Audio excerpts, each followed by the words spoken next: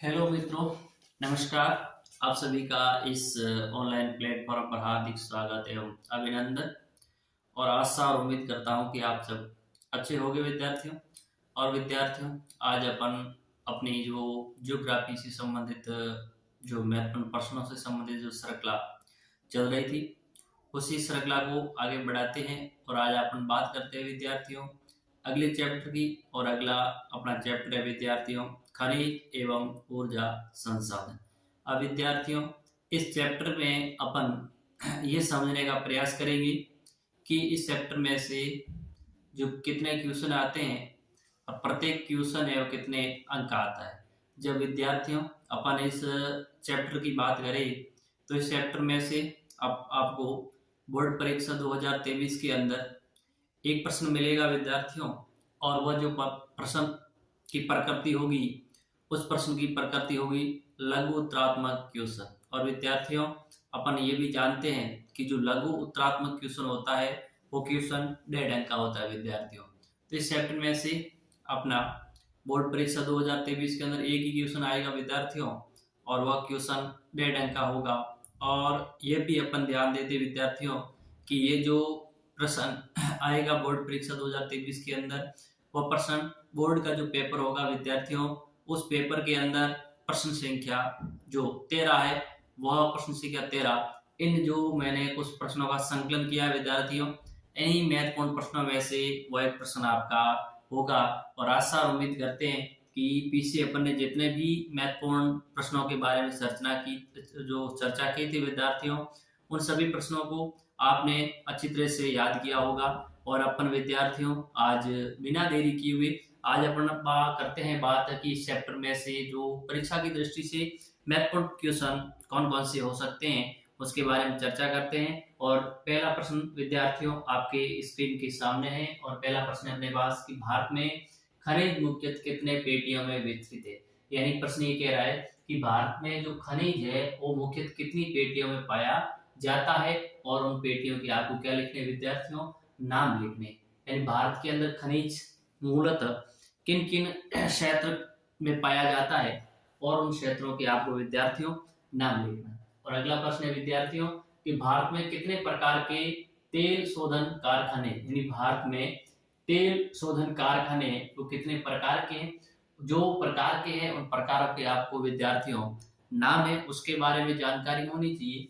और आगे ये प्रश्न कह रहा है कि डिगबोई तेल शोधन कारखाना और बरौनी तेल शोधन कारखाना किसके उदाहरण, यानी ये किस प्रकार की तेल शोधन कारखाने, किस प्रकार के कारखाने, उसके बारे में अपने को जानकारी होनी चाहिए विद्यार्थियों। जब देखते हैं विद्यार्थियों अपन अगले प्रश्न की बात करते हैं। अगला प्रश्न है कि नाभिकीय ऊर्जा परियोजना को सम्मिलित कीजिए। यानी कुछ नाभिकीय ऊर्जा से संबंधित परियोजनाएं दी हुई विद्यार्थियों, और वह परियोजना किस राज्य के अंदर संचालित है, यानी किस राज्य में उस परियोजनाओं को इससे संबंधित जो राज्य है उस राज्य से आपको क्या करना है विद्यार्थियों, मिलान करना है। जैसे पहला है तारापुर, ये तारापुर कहाँ है विद्यार्थियों, कर्नाटक में है, महाराष्ट्र, गुजरात, उत्तर प्रदेश। दूसरा केगा, ये कहाँ पे है, नरोरा कहाँ है, और काकरापाड़ा ये क्या है। तो इस प्रकार से ये आपको 4 नाभिकीय ऊर्जा परियोजना के बारे में बात की है। और ये परियोजना किस राज्य के अंदर संचालित है, इन परियोजनाओं का उस राज्य से क्या करना है विद्यार्थियों, मिलान करना है या उसको सम्मिलित करना है।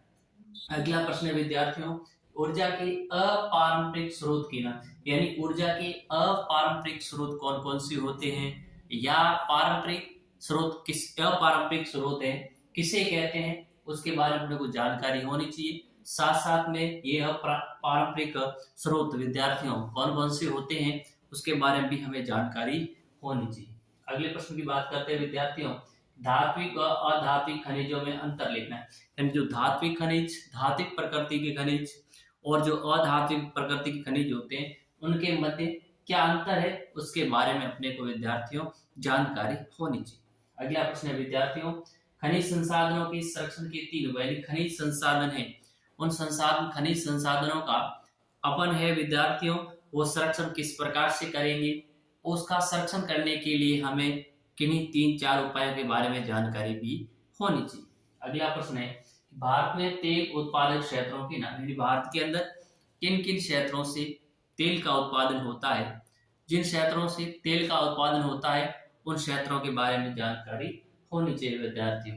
अगला प्रश्न है विद्यार्थियों कि भारत में यूरेनियम एस के प्राप्ति स्थल कौन कौन से, नाम लिखिए। भारत के अंत में यूरेनियम जो एस है, यह किन किन क्षेत्रों से हमें प्राप्त होता है, जिन जिन क्षेत्रों से प्राप्त होता है, तो हमें उन क्षेत्रों के बारे में विद्यार्थियों जानकारी होनी चाहिए। अगला प्रश्न है ऊर्जा के अनवीकरणीय स्रोतों के नाम है। ऊर्जा के अनवीकरणीय स्रोत कौन कौन से हैं, या फिर विद्यार्थियों हमें ये भी जानकारी होनी चाहिए कि अनवीकरणीय स्रोत क्या है या किसे कहते हैं, उसकी डेफिनेशन और वह स्रोत कौन कौन से होते हैं विद्यार्थियों, उसके बारे में हमें जानकारी होनी चाहिए। इस प्रकार से विद्यार्थियों आज अपन ने इस चैप्टर से संबंधित 9 अति महत्वपूर्ण प्रश्नों के बारे में चर्चा की, और ये जो विद्यार्थियों प्रश्न है, ये प्रश्न बोर्ड परीक्षा की दृष्टि से बहुत ही महत्वपूर्ण है, और आशा और उम्मीद करते हैं विद्यार्थियों कि आपका जो 2023 के अंदर बोर्ड परीक्षा होगी,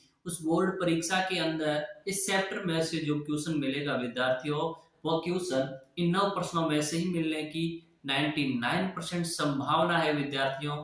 और विद्यार्थियों कि आप इन प्रश्नों को अच्छी तरह से याद करिए, ताकि यही प्रश्न है वो आपको बोर्ड परीक्षा में मिलेंगे।